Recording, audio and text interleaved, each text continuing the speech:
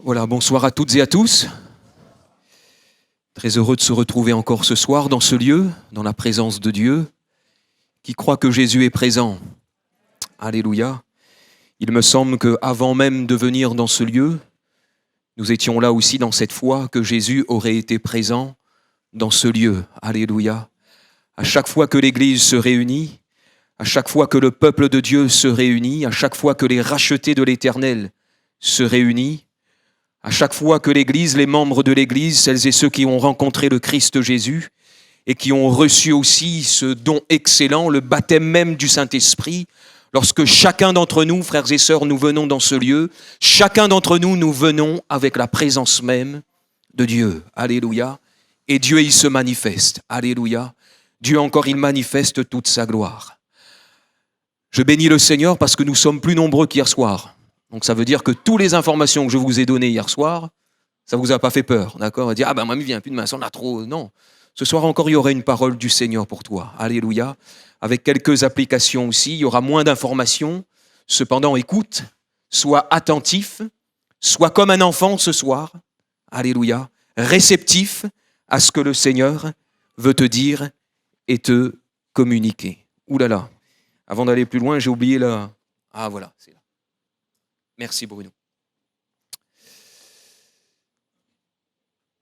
Donc nous voilà dans notre deuxième soirée autour de cette parole merveilleuse que le Seigneur nous a donnée, les Saintes Écritures, et essentiellement pour nous, puisque ce thème abonde dans les Saintes Écritures depuis hier soir, nous sommes là en train de méditer sur redevenir comme un enfant, d'accord? Et avec les initiales de ce titre qui est là, R-C-U-E, redevenir comme un enfant. Et avant d'aller plus loin, peut-être qu'il y en a de ceux qui n'étaient pas là hier soir, j'aimerais résumer en quelques phrases ce que nous avons pu partager ensemble.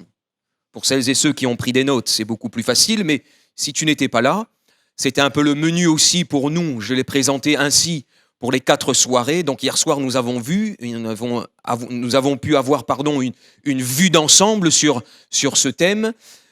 Ce soir, nous allons nous intéresser à ce principe que Jésus a établi dans son royaume. Et puis demain soir, nous allons voir un autre principe, l'humilité. Et je ne sais pas si vous avez remarqué, mais hier soir, je n'ai pas écrit pardon de cette manière. Ça, c'est l'orthographe de Nicolas. D'accord?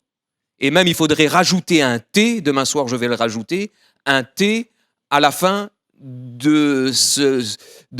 après le R qui est là, pardon. Et nous y reviendrons vendredi soir. Je vais expliquer pourquoi on écrit pardon de cette manière. C'est même démontré dans les Saintes Écritures. Alors, ces quelques phrases. Hier soir, nous avons vu ensemble, donc redevenir, oui, comme un enfant, et la place de l'enfant dans les Écritures. Si les enfants ont une place importante dans les Écritures, c'est parce qu'ils ont avant tout une grande place dans le cœur de Dieu. Amen. Est-ce que vous le croyez? Les enfants, dans les miracles même de Jésus, nombreux sont les enfants qui ont pu bénéficier du surnaturel de Jésus au cours de son ministère terrestre. Alléluia. Combien d'enfants ont été délivrés, secourus, ressuscités? Hier soir, nous avons vu aussi ensemble le paradoxe entre l'enseignement de Paul et celui de Jésus en ce qui concerne l'enfant. Paul dira dans 1 Corinthiens, chapitre 13 et le verset 13, ce que Paul a voulu dire ici lorsqu'il va mentionner, justement, faire référence à cette pensée qui est là, j'ai fait disparaître tout ce qui était de l'enfant en moi. Nous avons vu que ce qu'il a fait disparaître, c'est quel mot? C'est quelle pensée même dans le grec? C'est népios et non pas peidon. D'accord? Le népios. Vous vous souvenez, c'est quoi le népios? Ah, Natpel a retenu. Alléluia. On y reviendra tout à l'heure, parce qu'il faut qu'on avance. Les caractéristiques d'un enfant, nous l'avons vu aussi hier soir. Dépendance. L'enfant dépend de ses parents. Pureté. Simplicité. Innocence. Crédulité. Sensibilité. il est réceptif aussi. Et puis souvent, l'enfant, il est là aussi dans une certaine spontanéité. Et bien sûr, j'ai mis 3 petits points, puisque cette liste, elle n'est pas exhaustive. Définition, népios, je le rappelle juste, c'est le tout petit. Terme qui désigne en réalité le nourrisson, ces nourrissons qui sont là et qui boivent encore, se nourrissent encore du lait. Un autre mot qui parle de l'enfant, qui définit l'enfant dans le grec, c'est le petit. Mais cette fois-ci, c'est l'enfant âgé de 7 ans à 14 ans. Et nous avons vu que Jésus, déjà, à l'âge de 12 ans, c'était déjà un païdon. C'est celui en qui Jésus voit le vrai disciple. Et à 12 ans, il était conscient qu'il fallait qu'il s'occupe des affaires de son père. Une autre définition, teknon en grec, relation d'affection, de descendance. Ios, relation qui unit aux parents, mais aussi aux ancêtres, ou encore à un état dans le sens même où nous sommes des enfants de lumière. C'est ce qu'on a vu ensemble hier soir. Alors pour nous, ce soir, on va revenir avec ce principe spirituel que Jésus a établi dans son royaume. Et pour cela, je vous inviterai avec moi dans l'évangile de Marc, au chapitre 10, le verset 13 à 16. Et puis gardez, s'il vous plaît, votre Bible ouverte. Et je vous encourage, frères et sœurs, amis, c'est vrai qu'aujourd'hui, nous vivons dans ce monde où la technologie devient de plus en plus pointue. Cependant, il est toujours bon de retourner au papier. Retourner au papier.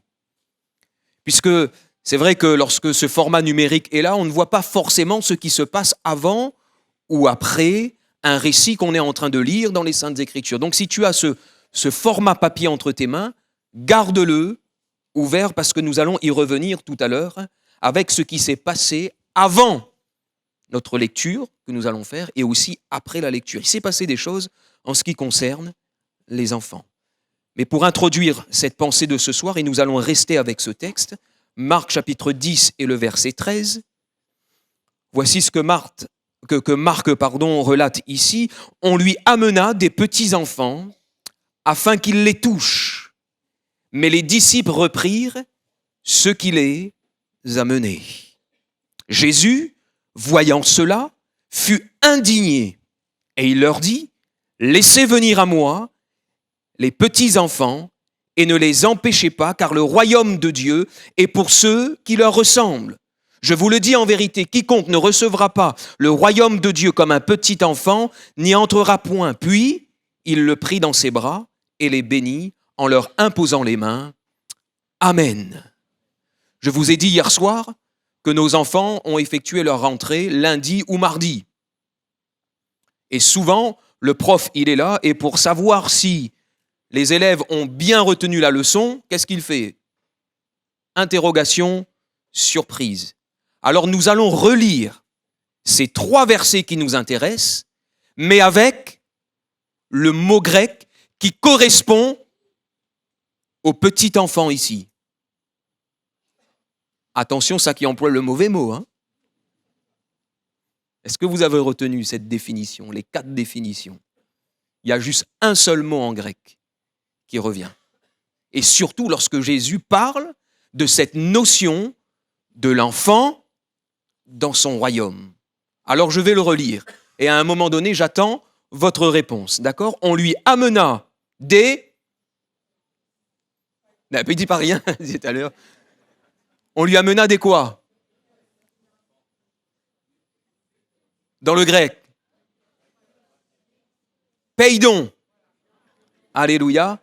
Celui en qui Jésus voit la vie du vrai disciple. On lui amena des peidons, afin qu'il les touche. Mais les disciples reprirent ceux qui les amenaient. Jésus, voyant cela, fut indigné et il leur dit, laissez venir à moi les...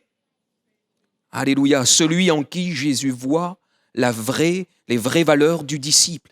Et ne les empêchez pas, car le royaume de Dieu est pour ceux qui leur ressemblent. Je vous le dis en vérité, quiconque ne recevra pas le royaume de Dieu comme un... Comme un quoi? Non, c'est juste pour... Oui, c'est bien païdon ici, ne vous inquiétez pas. Hein.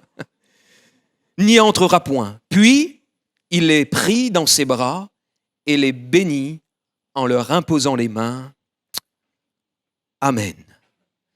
Frères et sœurs, amis, à l'issue de ce message, laissez-moi vous dire que le Seigneur sera prêt encore à manifester une bénédiction toute particulière sur tous les païdons. Du plus petit jusqu'au plus grand, dans le sens même de celui qui est plus âgé. J'attire votre attention afin que vous puissiez remarquer avec moi que ces 3 versets, c'est pour cela que je vous ai dit de garder le Saint-Livre ouvert, j'attire votre attention, remarquez avec moi que ces 3 versets qui démontrent que le royaume de Dieu est pour ceux qui ressemblent à un enfant, se situent entre 2 autres enseignements de Jésus sur le païdon, le petit enfant, celui en qui Jésus voit la vie du vrai disciple. À savoir, frères et sœurs, nous, notre lecture, elle est dans Marc chapitre 10 et le verset 13. Avant cela, avant le chapitre 10, il y a le chapitre 9. Et dans Marc chapitre 9 et le verset 33, il est dit ceci, et je paraphrase, les disciples ont cherché à connaître qui serait le plus grand. Il y a déjà un enseignement de Jésus dans Marc chapitre 9 en ce qui concerne les enfants. Et Jésus va conclure, je lis cela pour vous parce que nous allons y revenir tout à l'heure, le verset 37, « Quiconque reçoit en mon nom un de ces petits enfants, le païdon, me reçoit moi-même, et quiconque me reçoit, reçoit non pas moi, mais celui qui m'a envoyé. » Premier enseignement de Jésus ici pour les disciples en ce qui concerne les païdons. Et puis nous avons Marc chapitre 10, 13, verset 16. Et puis nous avons aussi Marc chapitre 10 et le verset 35, où, je paraphrase aussi, 2 disciples de Christ, 2 enfants de Dieu, mais à la fois aussi 2 frères de sang, Jacques et Jean, vont adresser à Jésus quand même une demande très particulière. Écoutez bien ce qu'ils demandent à Jésus. Il commence bien. Il faut très bien commencer aussi nos prières. Maître, nous voudrions que tu fasses pour nous ce que nous te demandons. Dans la prière, quand même, ils vont un petit peu fort. Hein. Nous voudrions que tu fasses pour nous ce que nous te demandons. C'est comme un chèque en blanc. Signe, et nous connaissons le montant que nous voulons. On sait ce qu'on veut. Il leur dit, que voulez-vous que je fasse pour vous? La réponse de ses 2 frères, accorde-nous, lui dirent-ils, d'être assis l'un à ta droite et l'autre à ta gauche quand tu seras dans ton royaume ou dans ta gloire. Peu importe que tu choisisses mon frère ou moi à droite, c'est pas grave. Et l'autre à gauche, c'est pas grave. Du moment que on soit assis bien comme il faut sur ce trône éternel qui est là. Réponse de Jésus, vous ne savez ce que vous demandez. Pouvez-vous boire la coupe que je dois boire, dira Jésus. Et je résume ainsi, en somme, Jésus il est là et dans sa réponse, vous êtes en train en réalité de vous laisser attirer par ce qui est grand, par ce qui frappe les yeux. Et ça, frères et sœurs, amis, c'est la mentalité du monde qui est là et qui désire. Il y a cette mauvaise volonté qui est là, qui veut toujours ce qui est plus grand que les autres. Et en général, cette mentalité même qui est là dans le monde, c'est pour gravir ces échelons, pour arriver au bout, pour arriver à ces objectifs, qu'est-ce qu'ils font? S'il faut écraser les autres, ils crasent. Et s'il faut écraser un autre encore pour gagner de la place, pour gravir, ils le font ainsi. Que dira Jésus? Que ce soit dans Matthieu, avec le même récit, que ce soit dans l'évangile de Marc, que ce soit dans l'évangile de Luc, Jésus dira ceci: il n'en est pas de même au milieu de qui? De vous. Vous qui formez ce cercle-là, les prémices même de mon Église, l'embryon de mon Église, qu'il n'en soit pas ainsi au milieu de vous. Puisque maintenant, vous avez décidé de tout quitter pour me suivre. Je vous ai appelé avec cette pêche miraculeuse.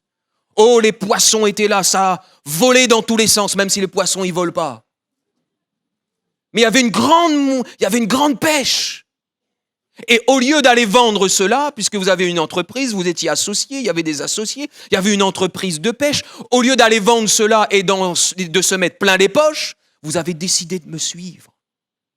Ils laissèrent tout et le suivirent. Et à partir de ce moment, je vous ai conduit avec moi, je vous ai rassemblé avec moi, je vous ai établi, je vous ai choisi pour être avec moi, pour vous enseigner, pour vous donner un enseignement qui vient d'en haut, qui ne vient pas sur les bancs des écoles rabbiniques. Oh, il y a quelques éléments qui sont là, mais moi je suis venu pour apporter le conseil de mon Père. Et ce conseil, il se trouve dans un royaume éternel. Et maintenant, le royaume s'est approché de vous. Le royaume est là et vous faites déjà partie de ce royaume, qui n'en soit pas ainsi au milieu de vous. Demain soir, nous allons y revenir, puisque Jésus ici, il a établi ce principe de l'humilité dans son royaume. Mais c'était pour vous démontrer, frères et sœurs, si j'ai insisté là-dessus, que notre péricope de ce soir, la lecture que nous avons pu faire ensemble, se situe par l'action même du Saint-Esprit, et c'est le Saint-Esprit qui l'a voulu ainsi, après avoir établi un commandement en ce qui concerne l'enfant, le païdon, et aussi, de l'autre côté, celui qui veut être grand, qu'il soit le serviteur de tous. Et je prends quelques petites secondes pour vous démontrer la même chose dans l'évangile de Matthieu. Puisque demain et vendredi soir, nous allons essentiellement venir dans l'évangile de Matthieu. Matthieu 18, versets 1 à 3, il cherche à savoir qui est le plus grand. Matthieu 19, le verset 13 à 15, ça fait référence à notre lecture de ce soir. Et puis Matthieu 20, 20, mais ils n'auront pas 20 sur 20, puisque là encore, ces deux frères veulent devenir et prendre la place la plus haute dans le royaume de Dieu. Et je vous l'ai dit tout à l'heure, avec ce menu qui nous attend, vendredi soir, nous allons parler du pardon. Et nous avons vu que l'une des caractéristiques d'un enfant, c'est qu'il pardonne très vite. Et le vrai pardon dans le royaume de Dieu, savez-vous où le Saint-Esprit l'a inclus? Dans Matthieu chapitre 18, le verset 21 à 35. Dans l'ensemble de cette péricope qui est là. Nous y reviendrons vendredi soir. Revenons à notre texte, Marc chapitre 10, le verset 13 à 16.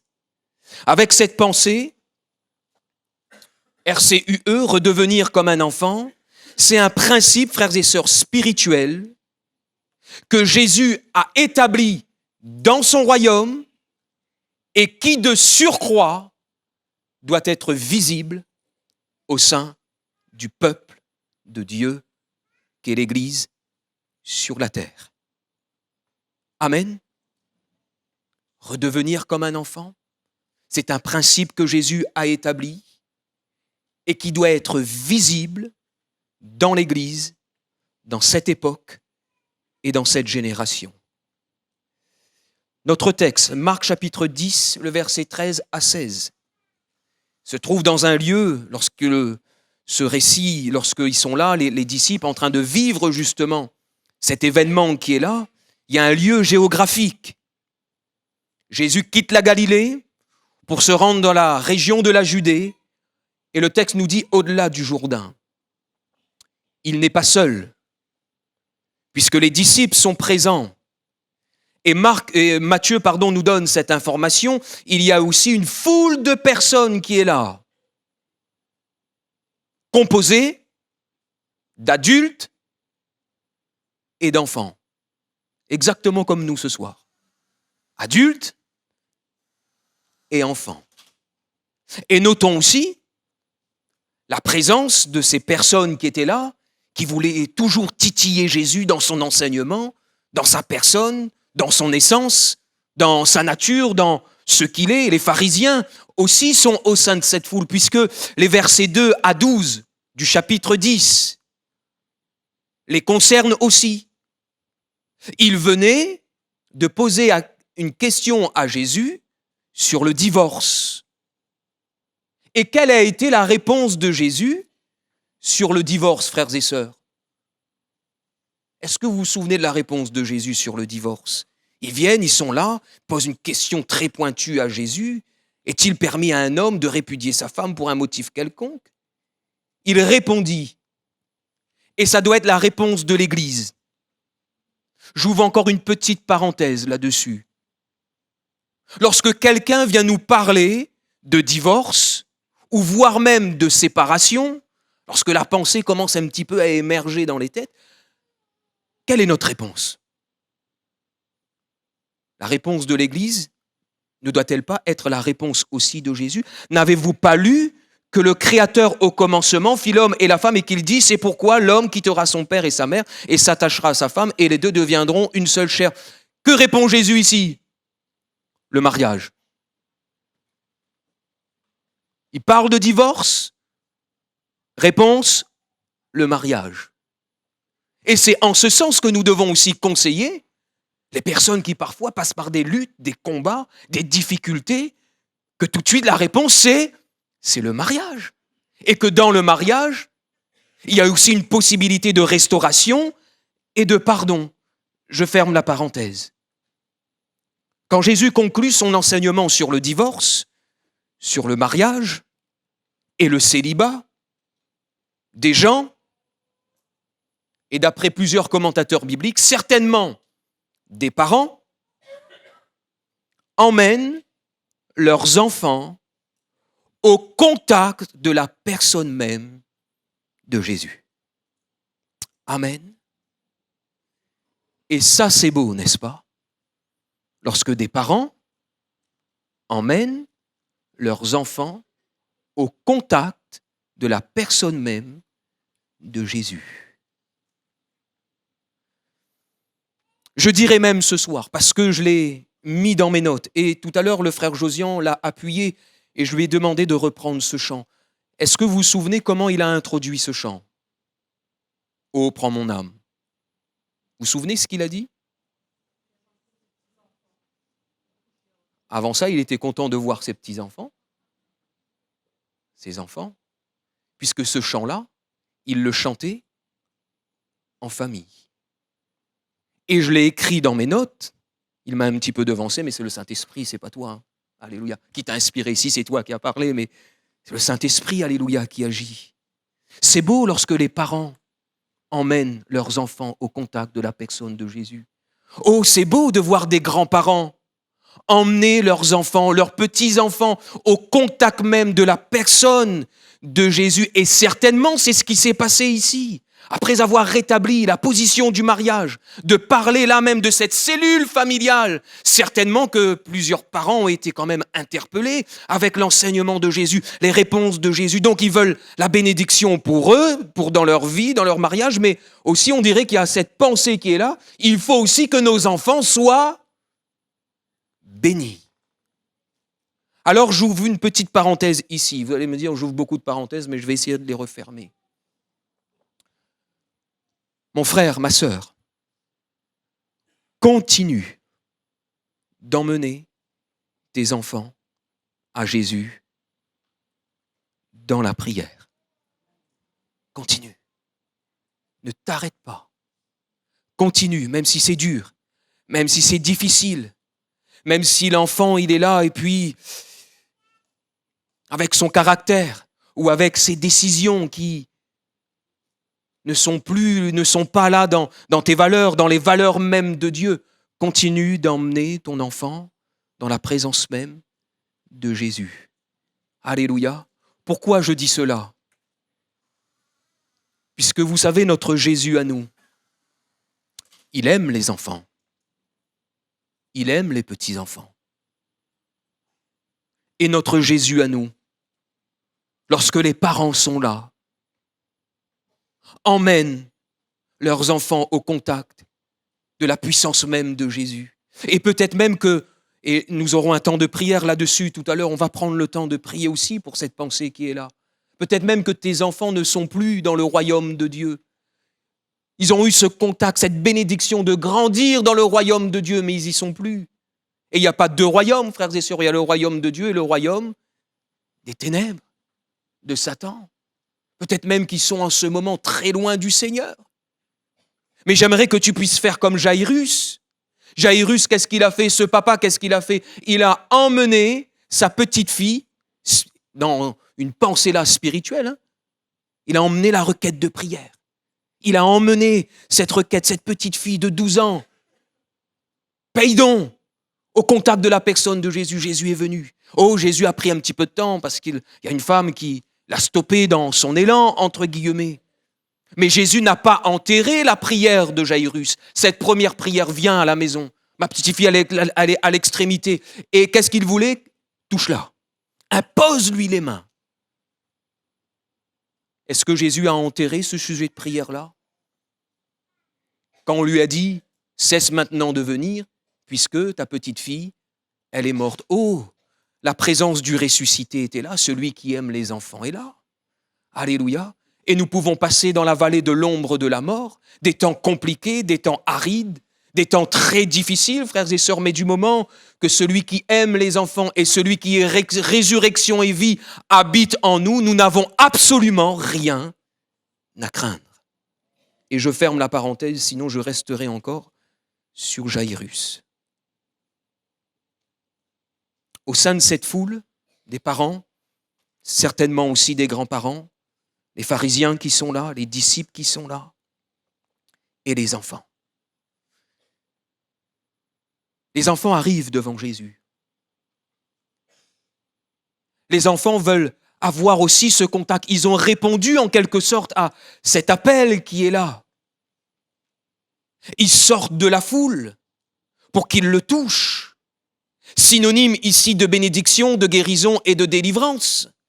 Parce que certainement qu'il y avait des enfants malades et ils avaient besoin aussi d'obtenir la guérison, peut-être même pour certains le salut, peut-être qu'il y avait des préados, peut-être qu'il y avait des ados, peut-être qu'il y avait des jeunes enfants, des jeunes qui étaient là dans une souffrance et ils avaient besoin de recevoir ce contact-là de Jésus. Et là, une barrière humaine se dresse. Pour ne pas dire, frères et sœurs, voire même spirituelle. Pour que Jésus ne touche pas les enfants. Et j'attire votre attention. Cette barrière humaine, voire spirituelle, ne se dresse pas avec les pharisiens, mais elle se dresse par les disciples même de Jésus. Ces derniers empêchent les enfants d'aller vers Jésus. Ces derniers les freinent dans leur élan pour recevoir la bénédiction de Jésus, pour recevoir les bienfaits du royaume de Dieu, puisque nous l'avons dit que les enfants sont dans le cœur de Dieu de toute éternité. Les enfants d'Israël, je ne reviendrai pas là-dessus, mais c'est un titre très fort même dans les textes hébraïques, les enfants d'Israël, les enfants du peuple de Dieu. Il y a une identité qui est là, frères et sœurs. Et si les disciples réagissent de cette manière, c'est que pour eux, et dans leur époque, les enfants n'étaient pas prioritaires. Il y a quand même une différence avec notre temps, n'est-ce pas? Parce que souvent on est là en tant que parents et on dit, si moi mon appoint n'est pas grave, mais du moment que mon enfant est là, Oui ou non? Il est bon. Moi, elle n'est pas grave. Mais du moment que mon enfant est là, il est bon. Qu'en est-il de nos repas familiaux? Lorsque la table est bien dressée, lorsqu'on est là de monde, on est un tas de monde, qu'est-ce qu'on fait? On prend la décision, normalement, hein. Les petits, d'abord, et même si ou est grand et ou a faim, ou attend. Les petits, d'abord. Et même si ce n'est pas notre enfant, d'accord? Même si ce n'est pas notre enfant, on le laisse passer. On va même le servir. On va même lui donner un petit coup de main. Tu as besoin de quoi? Tu veux quoi? 2 caries, 3 caries, parce que à la réunion, il ne fait pas 1 carie, il fait 3, 4. Tu veux tout goûter? Alors on sert l'enfant. Mais du temps des disciples, si un bateau était en danger sur la mer de Galilée, la consigne était la suivante. Les enfants et les femmes en dernier. Et c'est plutôt le contraire aujourd'hui. Les enfants et les femmes d'abord, et après nous va passer. Mais du temps de Jésus, il y avait quand même cette mentalité qui était là. Les enfants et les femmes en dernier. Et on dirait que même si les disciples sont là, placés dans le royaume de Dieu, ils suivent le Fils par excellence dans le royaume, on dirait qu'il y a encore des petits restes qui sont là, des mauvais petits restes. Pour eux, les enfants, ce n'est pas la priorité, c'est nous d'abord. Et ça se reflète depuis le chapitre 9 jusqu'au chapitre 10. Nous d'abord. Nous d'abord. Les disciples sont donc réfractaires à ce que les enfants viennent vers Jésus. Je ne sais pas ce qui s'est passé dans le cœur des parents lorsqu'ils ont vu les disciples de Jésus dire « Non, ça avance pas, les papouzotes. Hein. » Venir à la rencontre même de Jésus. Je ne sais pas ce qui s'est passé dans le cœur des grands-parents. Et peut-être que certains ont commencé un petit peu à reculer, à faire marche arrière. Ce sont quand même les disciples de Jésus. C'est pas n'importe qui, ils ont reçu aussi une certaine onction. Ils commencent aussi à prêcher le royaume de Dieu. Peut-être que certains parents, grands-parents, ont commencé, voire même les petits, au fur et à mesure, ont commencé un petit peu à se retirer. Cependant, même si nous ne savons pas ce qui s'est passé dans le cœur des enfants, des parents, ou des enfants, nous savons ce qui s'est passé, ce qui s'est produit dans le cœur de Jésus, lorsque ses yeux vont s'arrêter sur cette scène très particulière. Le texte nous dit, frères et sœurs, et ça va très très fort dans le grec, ce qui s'est passé au fond du cœur même de Jésus, lorsqu'il voit la réaction de ses disciples envers les tout-petits, les païdons. Le texte nous dit que Jésus fut indigné à cause de la réaction des disciples. Et frères et sœurs, réfléchissons même un petit peu plus loin. La réaction des futurs leaders de l'Église. Les futurs ministères qu'il a choisis, il a établis pour les avoir avec lui, il les a placés pour les envoyer, les futurs ministères de l'Église. Alors c'est pour cela que nous comprenons qu'il se passe quand même quelque chose de fort là dans le cœur de Jésus, à ce moment précis. Marc emploie un mot très fort dans le grec pour dire que Jésus manifeste un sentiment. Et on dirait que même c'est comme chamboulé à l'intérieur de son cœur. Il est à la fois chagriné, il est peiné dans cette situation qu'il voit et qu'il ressent. Et de l'autre côté, il y a une colère qui se manifeste. Agana noktekin en grec. Et c'est le seul endroit dans les évangiles où ce mot qui signifie la colère est appliqué à Jésus. Il s'est mis là dans une saine colère. Pourquoi l'a-t-il ressenti? En voyant la réaction des disciples qui ne laisse pas les païdons s'approcher de lui. Et c'est pour ça qu'il tout de suite il va réagir et il va donner un ordre. Laissez venir à moi les païdons, en qui là je vois les vrais disciples. Ne les repoussez pas, parce que le royaume de Dieu, le royaume de mon Père, est pour ceux qui leur ressemblent. Mon royaume, ce royaume que je suis venu établir, qui est là maintenant visible avec ma personne, avec mes paroles, avec mes enseignements, avec mes faits, avec mes gestes, avec mes pensées, avec mon attitude. Ce royaume maintenant, il est là, il est proche de vous, vous pouvez le toucher, vous pouvez aussi y entrer, mais pour y entrer dans ce royaume, il faut devenir un païdon. Les disciples n'étaient pas encore totalement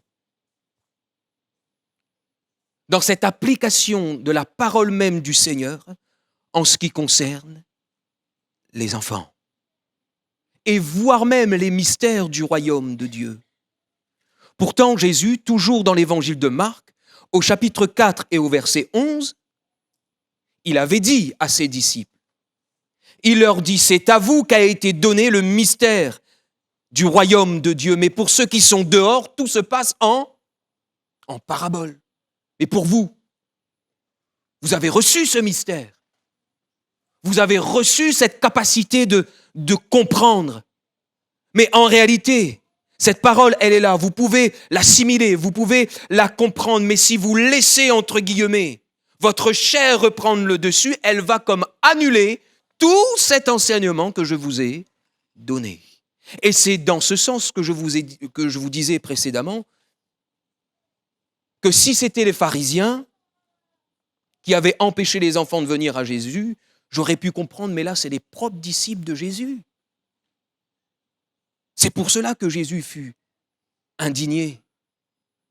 C'est pour cela que Jésus ne comprend pas. Il avait même dit, Marc chapitre 9, je relis ce verset pour vous, « Quiconque recevra en mon nom un de ces petits », il a dit auparavant, « Quiconque reçoit en mon nom un de ces petits ».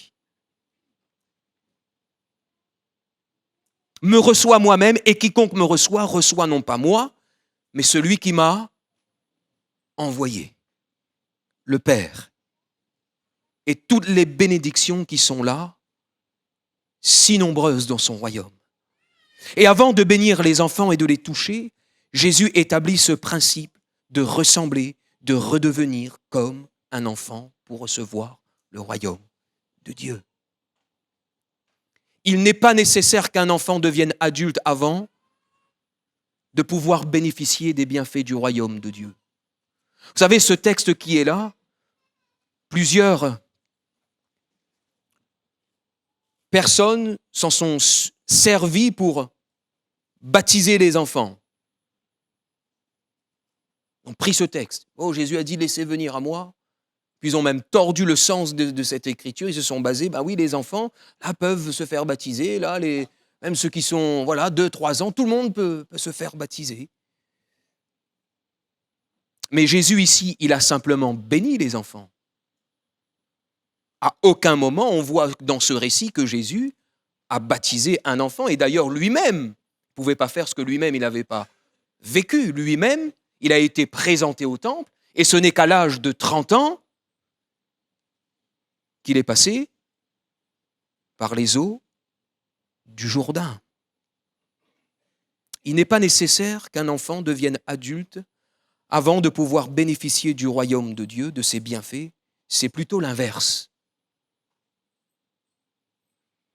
Il faut que les disciples de Jésus, ceux qui sont là dans l'âge adulte, redeviennent, entre guillemets, spirituellement, avec ce cœur d'enfant. Et comment on entre dans le royaume de Dieu? En étant comme un enfant. Comment on peut recevoir le royaume de Dieu? Comment l'Église peut recevoir les bienfaits du royaume de Dieu? Et demain soir, si j'ai un petit peu de temps, je vous démontrerai que le royaume de Dieu, ce n'est pas l'Église. Et souvent, on vit notre vie d'église en oubliant d'appliquer les principes du royaume de Dieu dans nos vies personnelles. Et c'est pour cela que parfois, il y a comme un décalage entre ce que Jésus veut pour son église, ses enfants, et chacun d'entre nous. Frères et sœurs, avant que nous puissions prier le Seigneur, qu'il y ait au sein de l'église, de Saint-Pierre et de sa région, ici même, à Terre-Sainte, à Basse-Terre, des païdons. Celui en qui Jésus voit le vrai disciple, qui ressemble à un enfant et qui veut rester dans le royaume de Dieu, qui veut recevoir les bienfaits du royaume de Dieu. Et pour cela, regarde l'enfant. Regarde parfois son comportement. Oh, il est très réceptif, l'enfant. Surtout lorsque tu lui dis des promesses, lorsque tu lui adresses des promesses. Il est très réceptif. Et si toi tu oublies, l'enfant, lui, et nous, est-ce que nous avons un Père Céleste qui oublie ses promesses? Qui dit non? Est-ce qu'il oublie ses promesses envers ses enfants? Il n'oublie jamais ses promesses. Il ne parle jamais en vain. Il faut être réceptif comme cet enfant. Alléluia. Et certainement, frères et sœurs, puisque le Saint-Esprit ce soir est au milieu de nous, nous le croyons, nous l'avons confessé. Il nous parle, frères et sœurs, par le biais même de sa parole qui est là, qui est esprit et vie. Le Saint-Esprit ce soir, il voudrait te dire que ton Père Céleste dans le ciel, il voudrait que tu redeviennes comme un enfant, mais surtout aussi que, comme un enfant, tu n'oublies pas toutes les promesses que le Seigneur a établies dans ton cœur et dans ta vie. Et même si peut-être tu as oublié, le Saint-Esprit ce soir, il est capable de faire en sorte que ta mémoire se régénère. Te dire, est-ce que tu te souviens ce que je t'ai dit dans tel endroit, dans tel moment, dans ta chambre, dans le secret de ta chambre, ce que je t'ai dit? Est-ce que je t'ai parlé en vain? Saint-Esprit ce soir est capable de ramener à la vie de telles promesses qui est là dans le cœur même du Père. C'est au ciel. Alors toi peut-être tu as oublié, mais le Saint-Esprit est là pour te rappeler cela et pour te le donner à nouveau. Mais sois réceptif, reste attentif. Les enfants, ils sont très attentifs lorsqu'ils entendent parler déjà de Noël. Hein? Dis un coup le mot Noël, wawa. Tout à l'heure qu'on rentre dans la voiture. Ou peut-être même sera le marma, il écoute plus que vous la prédication, on va dire, hey, le pasteur a dit Noël. Hein. Ils vont te rappeler peut-être même avant toi. Ils sont réceptifs. Ils n'oublient pas. Et puis ils vont le rappeler. Soyons cette église, frères et sœurs, composée de païdons qui ressemblent à un enfant, frères et sœurs, dans sa confiance, sans réfléchir. Vous savez, l'enfant, il possède aussi ce caractéristique qui est là. Il a confiance sans réfléchir. Si c'est papa et maman l'a dit, ben c'est papa et maman l'a dit. Et ils ont confiance. Et ils savent que tôt ou tard, les choses vont se mettre en route. Et nous, à l'âge adulte, nous qui sommes là dans les avancées avec le Seigneur, notre cheminement dans la foi, nous qui sommes là dans cette marche au sein même du royaume de Dieu, parfois on réfléchit tellement avec nos réflexions humaines, parfois, et ça vient comme étouffer notre foi. Ça vient écraser notre foi, pour ne pas dire ça vient annuler notre foi, avec nos réflexions personnelles, qui va donner naissance même à l'incrédulité, puis on commence à douter. On n'est plus dans cette foi que l'enfant possède, cette crédulité. Frères et sœurs, que nous soyons comme ces enfants dans le royaume, qui ressemblent à ces enfants aussi qui sont très spontanés. Les enfants, ils sont spontanés. Parfois, ils ne réfléchissent pas avant de causer. C'est pour cela, hier soir, je vous disais que des fois, avant, nous avons chez un monde, nous disait le marmaille, parce que c'est très spontané. Ça sort très vite. Et je crois que dans le royaume de Dieu, frères et sœurs, si nous voulons redevenir comme un enfant, eh bien parfois il faudra aussi cette spontanéité dans la foi. Alléluia. Comme cette réactivité dans la foi. On répond, frères et sœurs, spirituellement. On est là dans cet élan de foi, frères et sœurs, parce qu'on croit et toujours, et nous voulons croire dans la puissance permanente du Saint-Esprit au milieu de nous, dans les promesses, dans les manifestations du Saint-Esprit et aussi dans le surnaturel de Dieu. Oh, frères et sœurs, que nous soyons comme ces enfants, ces païdons qui dépendent de leurs parents. Restons attachés à ce Fils éternel du royaume. Jésus a dit, sans moi, vous pouvez tout faire. C'est juste pour voir si tu ne dors pas. Hein. Sans moi, vous ne pouvez rien faire. Dépend de Jésus, afin de bénéficier de toutes les bénédictions et des bienfaits qui découlent de son royaume. Alléluia, soyons soumis, soyons obéissants. Frères et sœurs, gardons toujours ce cœur pur d'enfant. Parfois, on est là dans le royaume de Dieu. Et je le disais dimanche matin à l'église de Basse-Terre, parfois on est là dans le royaume de Dieu et puis on vit notre vie et on est là, on est dans un royaume de grâce, oui, merci Seigneur. Mais vous savez, la grâce, lorsqu'on l'a vécue, déjà comprise d'abord et aussi vécue par la suite, vous savez, la grâce, elle nous donne aussi cette capacité de ne plus pécher et de garder notre cœur pur. Parce que parfois, nous sommes là et on prend la grâce comme l'essuie-glace. Passe un petit coup dessus et puis il est fini. Et de toute manière, le Seigneur va pardonner à moi. Le Seigneur, il connaît. Oui, le Seigneur, il connaît, mais il connaît quoi? Oui, il connaît tout. Mais tu sais ça.